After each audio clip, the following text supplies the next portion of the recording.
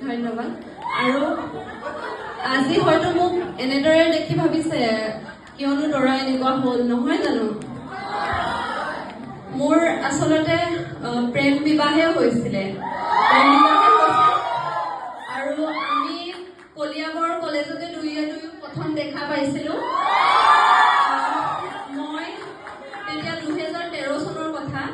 মই তেতিয়া higher secondary পঢ়ি আছো। হায়াৰ ছেকেণ্ডেৰী মানে মই ছেকেণ্ড ইয়েৰৰ হয়, আৰু মোৰ কইনা হায়াৰ ছেকেণ্ডেৰী ফাৰ্ষ্ট ইয়েৰৰ।